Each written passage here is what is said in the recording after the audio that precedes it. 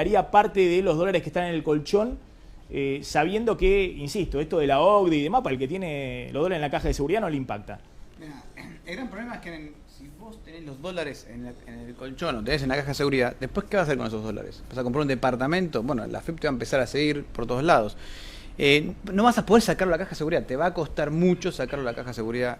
A ver, si es un monto grande, pues son 20.000 dólares, en un departamento en el precio se puede manejar, pero hoy te va a costar sacar esos dólares de la caja de seguridad, no lo vas a poder llevar al exterior, no lo vas a poder utilizar para comprar un departamento, y es ahí donde empezás a tener problemas. ¿Para qué querés esos dólares en la caja de seguridad? ¿Solamente para tenerlos o lo vas a usar para algo? Y ahí es donde se empieza a generar el problema. Es decir, la FIP amenaza con el día después, va a decir, no vas a poder con esos dólares comprar un auto, porque vamos a tener mejor información de los bienes registrables, no vas a poder comprar o ir a pagarte unas vacaciones porque vamos a entrecruzar información, ese tipo de cosas. De hecho, ya hoy es difícil. Vos si te compras un departamento tenés que declarar dónde sacaste los fondos. Si te compras un auto también tenés que declarar dónde sacarte los fondos, ¿no? Y como ahora tampoco lo podés girar al exterior, porque empieza todo este proceso de información, estás como medio encerrado en la caja de seguridad, ¿no? A ver, Martín. Sí, un punto en el mismo sentido es que tiene una oportunidad tener ese dinero ahí, además, independientemente de que vos estés pensando en una operación inmobiliaria en algún momento. Vamos, yo siempre digo que tener la plata en una caja de seguridad es como tener un hijo adolescente, ¿viste? Todos los meses hay que ponerle y finalmente nunca te genera nada. Es dinero que vos lo podés tener invertido, sobre todo en un contexto en el cual el dólar está relativamente estable, y es un punto sobre el cual quiero volver después porque me parece que es clave para entender lo que pasó con el proceso de fuga en la Argentina. Pero con un dólar estable, digamos, hoy un plazo fijo te rinde un montón, en dólares prácticamente. No tiene mucho sentido tener la plata dentro de una caja de seguridad. La gente quiere oportunidades de poner la plata a rendir, a trabajar, a hacer algo. Entonces puede ser una oportunidad. El que tiene una caja, siempre decía Claudio Suchovicki, el que tiene dólares en una caja de seguridad no quiere ganar nada, digamos, no está especulando con nada porque es irracional desde el punto de vista económico. Salvo que piense que en algún momento esos dólares preservan valor porque se viene la devaluación que hemos tenido siempre en los últimos tiempos. Ahora, Augusto Costa. Sí, bueno, primero que Macri está haciendo un montón de apuestas que le vienen saliendo mal, y esta, el blanqueo, yo me preguntaría hacia quién está dirigida, si es al ahorrista que tiene unos dólares en una caja de seguridad, o en realidad es a los grandes jugadores de divisas, que muchos de los cuales tienen relación incluso con el propio gobierno. Recordemos que cuando presentan el Congreso esta ley de blanqueo, primero viene con otras leyes, ¿no? Como los jubilados y cambios en bienes personales e impuestos, pero acá aparece una posibilidad de que los familiares, los funcionarios y gente que no tendría por qué entrar, podía entrar. Obviamente eso se cambió, pero uno puede seguir pensando, ¿está apuntando a quién?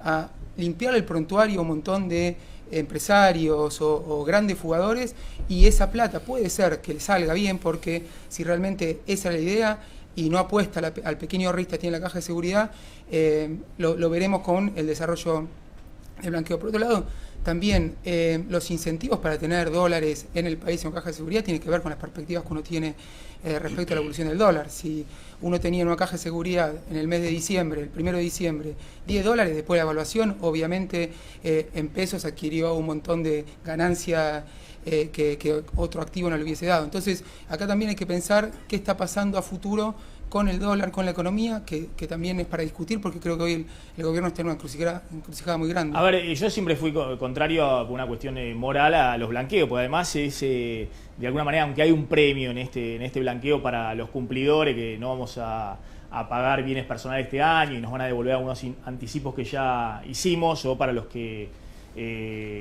pagan impuesto a las ganancias, que el medio aguinaldo se lo van a devolver ahora, lo que pagaron de impuesto a las ganancias. Pero claramente es una cuestión de injusticia. Ahora, desde el punto de vista de la racionalidad económica, y parece más o menos lógico que en el comienzo de un ciclo político se inicie un blanqueo, no sobre el final, todos los blanqueos que son sobre el final de un ciclo político, que es lo que pasó con el 2013, son un fracaso seguro, no hay ahí discusión. Pero me parece que tiene cierta racionalidad el blanqueo cuando están haciendo, como decía Suchovicki, todos los países del mundo blanqueos en los últimos años, ¿no? Sí, Claudio, pero como decía Claudio, es muy importante ver que es por un contexto internacional, porque va a haber acuerdos que no había antes. O sea, el éxito no es porque estemos apostando a traerlo para producir más en la Argentina o porque vamos a generar un puesto de trabajo, sino porque los países dicen, miren, yo voy a tener que decir que tengo su plata. A mí lo que me preocupa es que me parece que el dinero no va a venir.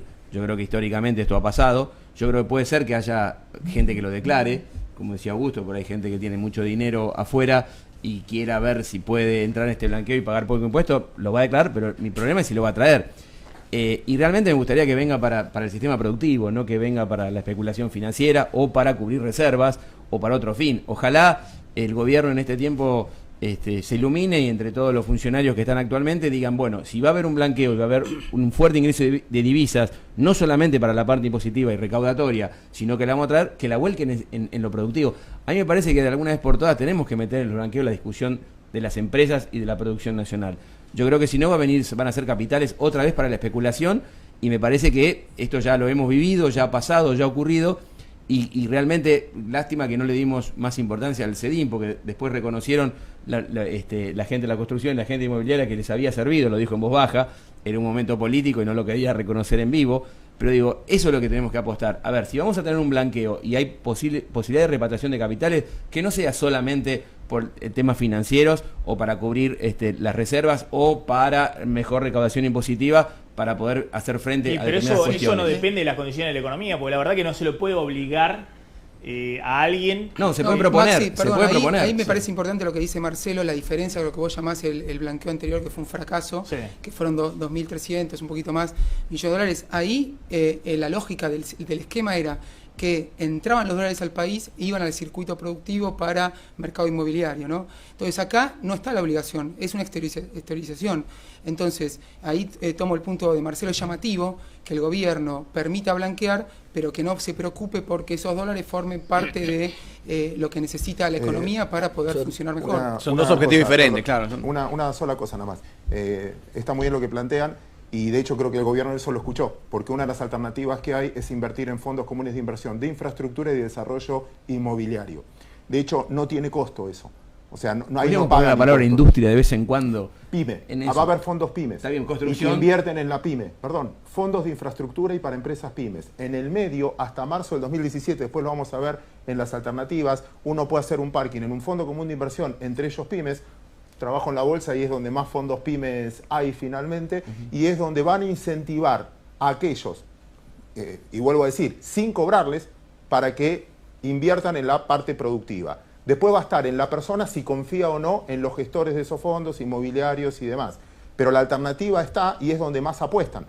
De hecho, es donde menos, por ejemplo, pues después tenés 2 bonos y esos 2 bonos tienen un cupo. Acá no va a haber cupo para que el que no quiera pagar nada, Sí. pero traiga el capital en la Argentina, vaya realmente a la economía real. Eso lo planearon. Un punto importante de fondo, me parece, si me permitís, tiene que ver con la administración de la política cambiaria en lo sucesivo. ¿Sí? Porque vamos un paso para atrás. ¿Por qué se fueron todos esos fondos de la Argentina? Digamos? Acá tenés 2 combinaciones. Primero la del tipo que quería evadir o eludir, después veremos cuál es el verbo que corresponde mejor ahí, impuestos, pero después una cuestión obvia, cuando vos tenés el tipo de cambio atrasado, el tipo de cambio atrasado es una invitación a fugar, porque vos sabés que tarde o temprano esa realidad hay que corregirla, la devaluación ineluctablemente va a venir. Entonces hay un artículo famoso de Krugman de la década, creo que de la década de 70, es viejísimo, que explica las corridas cambiarias que se generan cuando vos sostenés un tipo de cambio que no se puede sostener. Entonces, buena parte de los procesos históricos de fuga en la Argentina están ineluctablemente asociados a procesos de atraso cambiario sostenido Martín, artificialmente. disculpame, de todas maneras, En la medida, Maxi, en la medida que el gobierno pueda dar cierta transparencia hacia adelante, en el sentido que el mercado de cambios opere de manera más natural y con menos intervención del Estado en el mercado de cambios, no te digo la intervención de corto plazo, que me parece perfecta, la de la flotación sucia para administrar los problemas de corto plazo, balance pago, que eso ocurre en todo el mundo. Me refiero a la intención manifiesta de los gobiernos los últimos 70 años de Argentina de decidir el precio del dólar por encima de lo que es el precio de escasez de la divisa. Esa es la fuente principal de salida de dólares de la Pero Argentina. Martín, tengo una igualmente- pregunta. ¿Cómo está hoy el dólar para vos? Claro. Hoy está libre el dólar, hoy puedes No, comprar. pero está puedes comprar apreciado, libremente está en su nivel son dos equilibrio. son dos debates diferentes. Porque vos planteás que son si dos está debates apreciado, Está bien, no- pero está no muy tenés buena ese- todo el mundo está hablando de este tema ahora, así que me parece buenísimo el comentario de Augusto. Son dos debates distintos, porque una cosa es que la apreciación sea exógena y otra que sea endógena. Obviamente, en la medida que entren dólares a la economía, el dólar va a tender a apreciarse, pero esa es la apreciación endógena del dólar. Es una cosa diferente de la apreciación insostenible artificial que hace un gobierno, por ejemplo, queriendo poner el valor del dólar más barato de lo que No, realmente pero está, disculpame. que Pero con este lamentablemente a ver, termina en fuga. A ver, no quiero meterme en discusiones muy técnicas. Sí, claro. Sí podemos, para que la gente entienda, a una discusión, si se quiere, en perspectiva más política. El primer semestre, en términos de los datos que dio el Banco Central de balance de pagos, hubo una fuga de capitales de 5.400 millones de dólares. Un poquito más. Digamos, bueno, esos son los datos que yo tengo, los datos oficiales. Y hay una compra de 800 millones de dólares. 8.000 millones de dólares compró el Banco Central en el primer semestre. No, está bien, pero yo estoy diciendo lo que hay de formación de activos externos, es decir, de gente Sí. que compra y que se Pero lo eso lleva es- fuera del eso, Maxi, sistema. eso es porque estaba reprimido el mercado de cambio durante 4 años. Entonces, cuando vos soltaste el mercado de cambio, tenías demanda reprimida que compró un poco de dólares. Bueno, no se está sosteniendo en el tiempo ese proceso. no pasó en el otra último cuestión, mes. y la otra cuestión, si es exógeno, endógeno y toda esa discusión, nosotros estuvimos en un periodo que fue el periodo 2003-2007, que si hubiésemos estado en esa discusión si era exógeno o endógeno, el dólar hubiese bajado a 2 pesos.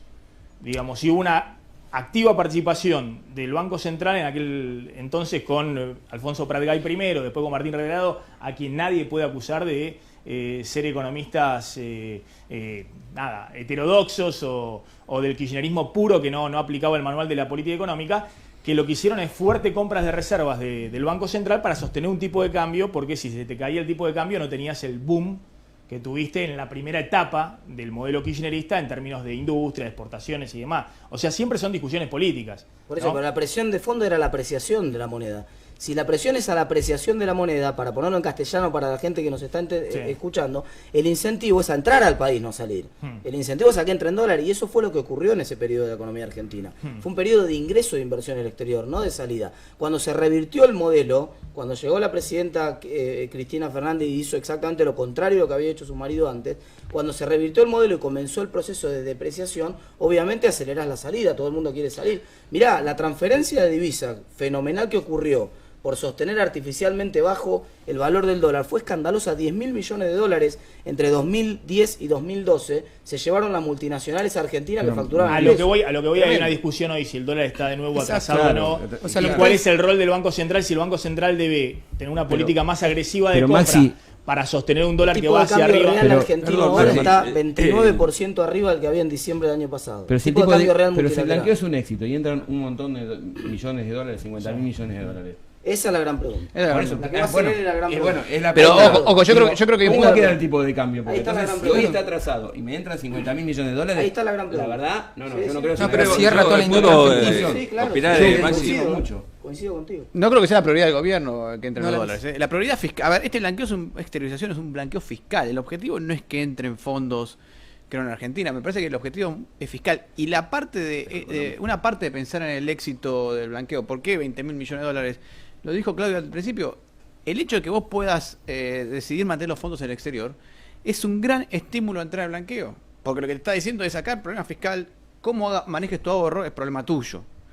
Y eso es una gran diferencia. Los blanqueos anteriores trataban de que la gente entrara a los fondos, trataban de forzar al ahorrista a tomar una decisión sobre sus ahorros que probablemente... Hoy al gobierno no le interesa tanto que esos dólares estén en el Es país. recaudatorio. A mí me parece que no. Es recaudatorio, sí. No, yo diría, más que recaudatorio. Es fiscal. No, pero ¿cuánto van a recaudar? 4.000, 5.000 millones de dólares. En términos fiscales, eso hoy no es tan relevante. Sí, pero te da financiamiento con no, los claro. bonos. No, por eso. Pero a partir de que ahora sí le- empezás a pagar. Sí, pero después es anual. Después empezás a No, pagar. es anual. pero lo que Te queda sí le para parece siempre. muy relevante al gobierno y por eso están estimulando y creen que va a entrar mucho dinero a través de los bonos. Hay Los un bono bonos, claro. a 3 años sin tasa de interés que no es muy racional desde el punto de vista, si se quiere, Financiero, sí. financiero. Y hay otro bono a 7 años con 1% anual de tasa de interés. Creen que va a entrar mucha gente a través de esos bonos, Sí. porque con esos bonos no ves la pérdida nominal del 10% de pagar, ¿no? Bueno, pero tiene de cierta pagar lógica. Para el responder a impuesto tu especial. pregunta, Tiene cierta Maxi, lógica perdóname, fiscal eso, ¿no? sobre los resultados del blanqueo.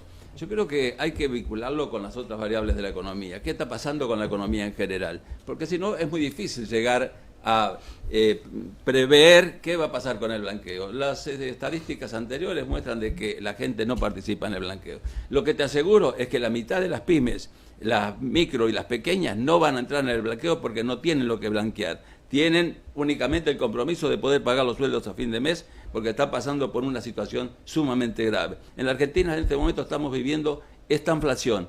Hay recesión con alta inflación. Es una palabra que aparecía en la tapa de los diarios, permanentemente a lo largo de los últimos años y que ahora no aparece ni siquiera en la última página. Es decir, no se habla más de lo que está pasando en la economía real. Y estamos discutiendo entre todos, acá gente valiosa que puede aportar a dilucidar los problemas de la economía argentina, estamos discutiendo cuál va a ser el resultado del blanqueo, que es una apuesta en el aire. Cuando Prat Gay opina de que se levanta el cepo cambiario y porque vienen 25.000 millones de dólares de inmediato a invertirse en el país, eso no resultó. Y acá también se está hablando de una cifra que se tira a rodar por el aire.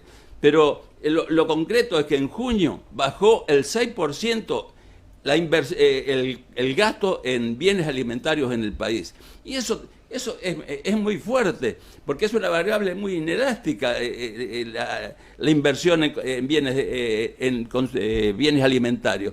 Los sectores de mayor poder adquisitivo, cuando mejora la economía, no comen más, y cuando baja la economía no comen menos. Pero lo que quiere decir de que esta es una variable que está afectando al grueso de los sectores de menores ingresos que están siendo afectados por una política económica global. Y entonces tomar el blanqueo como el centro de la preocupación de los argentinos no es esa, es otra. Las pymes tenemos otras preocupaciones, estamos preocupados por nuestro futuro y no por el resultado del blanqueo. Yo creo que hay que cambiar un poco. Sí, lo único que diciendo es hay 40% de evasión en la Argentina, ¿no? Sí, más o menos. Eso es lo que hay de empleo en negro y demás. Las pymes está todo muy bien, Marcelo Fernández, también Emilio Cacci y demás, pero gran parte de eso también son las pymes, y muchos empresarios pymes tienen inmueble no declarado, tienen propiedades acá, tienen propiedades en Punta del Este, tienen fondos en negro en las cajas de seguridad. Entonces, digo, está bien, si no van a entrar, qué sé yo, pero digo, simplemente diciendo en ese punto, digamos, porque si no, no sabemos quién evade en la Argentina. Para conectar las dos cosas, Maxi. ¿Y dónde sale el empleo en negro en la Argentina? Digamos, de algún lado sale. Para conectar las dos cosas, Maxi, porque yo también me lo veo con preocupación a lo que decía recién el colega y me preocupa también. Buena parte de la recesión, para entender, porque es importante entender los problemas que tenemos. Buena parte de la recesión tiene que ver con el shock inflacionario del primer semestre, que generó caída de los salarios reales en los hogares y entonces hizo caer el consumo. Entonces, la clave acá es, ¿la inflación va a bajar como espera el gobierno en el segundo semestre? ¿Se va a caer fuertemente en el año 2017 como espera el gobierno? Y ahí están atados los temas. Porque ahí aparece la cuestión de lo que decía Fausto recién. Esto es fiscal. Si esto es blanqueo fiscal, si entran, vos decías 5.000 millones de dólares no es nada. Y son 75.000 millones de pesos que si no, hay que ver de dónde lo va a sacar el gobierno. ¿De dónde lo va a sacar? Emitiendo pesos, con más inflación. Para que entren 5.000 millones de dólares, tiene que lograr los 50.000 millones de dólares de blanqueo o más porque hay muchos que no entran. Ojo que también enamoratorio, a lo que voy, pueden estar conectados. A ver, vamos a decir lo que quiere el gobierno. Quiere garantizarse, tener el financiamiento asegurado de acá a fines de 2018. Es decir, a través de la suscripción de bonos o de un mercado de capitales, pues si hay argentinos, si hay 20.000, 30.000 millones de dólares de argentinos que blanquean ante la FIP, esos argentinos después le pueden prestar al Estado nacional o a las provincias. Ese es fundamentalmente van a pagar más. A ver, yo creo que el tema es así. El gobierno de dólares no lo resolvés el tema. Es decir, el endeudamiento que se está produciendo en la economía argentina del gobierno, porque le reduce los impuestos a los sectores de mayores ingresos, desgrava las retenciones. Es decir, lo que no le está preocupando cómo le cierra la caja, porque la caja la compensa con el alto endeudamiento. Pero por eso, como las retenciones fueron para la eliminación de retenciones fueron a 3 sectores que no estaban pagando nada porque no se pueden exportar. O sea que en realidad tenéis muy poquito efecto fiscal sobre retenciones. Escúchame, el trigo, bajaste a cero la retención de trigo. ¿Cuándo se exportaba trigo? Si estaba prácticamente regulado la exportación de trigo. A la minería, leche, a maíz era lo más fuerte. ¿Cuándo estamos hablando? A ver, quiero volver a la soja se bajó 5% nada más. Sí. Son 40 impacto fiscal. Estamos hablando de poquito. Son 40.000 millones de pesos la baja de retenciones, son 50.000 millones de pesos la suba del piso de ganancias, son 18.000 millones de pesos el proyecto PYME que salió del Congreso hace poco, son 75.000 millones de pesos el año que viene si se le pagan a los jubilados como quieren pagar. No, pero Maxi, además habla de... No, pero también, por todos lados hay un agujero fiscal. Lo que quiero decir es... Lo que quiere buscar el gobierno es un financiamiento para... Exactamente. ¿Cómo financiar ese agujero fiscal que es enorme? Y que se autogeneró, porque también es una cuestión de... Fausto, es una cuestión de prioridades. O sea, con eliminación y baja de retenciones, más lo que se pagó por arriba del canje a Griesa con el acuerdo, más los intereses este primer año, es lo mismo que el valor, son 8.500 millones de dólares más o menos, lo que saldría a eliminar los subsidios energéticos. Que se está haciendo de una manera torpe, de una manera que obviamente es imposible de que pase, y ahí son los límites de la realidad que enfrenta el macrismo, y es prioridad. Vos querés bajar el déficit fiscal, bueno, mirá cómo lo está haciendo Que el se subir gobierno, los impuestos. ¿Pero qué hace? ¿Subes más los impuestos? No, porque te desfinanciás por un lado, le sacás a la gente plata del bolsillo por otro. Eso a gusto es falso. Pero si no tiene la reactivación económica, eso es en primer lugar está mal el número, y en segundo lugar no tiene sentido el debate, porque todos los candidatos decían lo mismo. Los tres candidatos iban a hacer lo mismo. Se peleaban a ver quién bajaba más las retenciones. ¿Cómo no? Todos los candidatos en campaña, Scioli se comprometió delante de todos los productores agropecuarios a bajar. No, pero tenemos que hablar de lo que pasa en estos 8 meses. No vamos a volver a mirar. A ver, completa, Martín. No, digo, no tiene sentido el debate sobre lo cual estaba saldado. Sí, a ver. Todo el mundo iba a bajar ganancias, se peleaban a por ver quién iba a eso, bajar yo digo, más vamos ganancias. para adelante, Entonces, porque yo coincido, el tema de baja retención, eliminación para baja de las ganancias, economías eso no regionales. lo iba a hacer todo el mundo. Y 5 puntos de soja estaban en la plataforma de Massa, de Scioli y de Macri.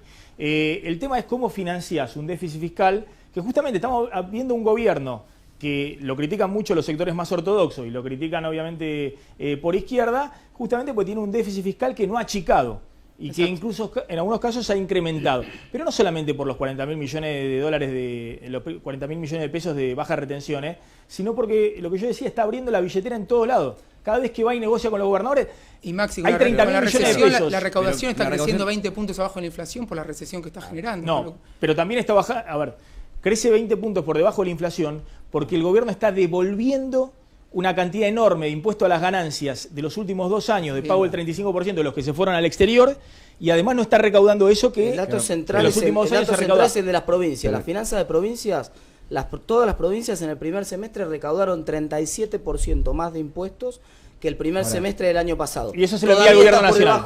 Tenés un punto válido vos, todavía está por debajo de la inflación, pero 5 puntos, no 20. Pero te das cuenta.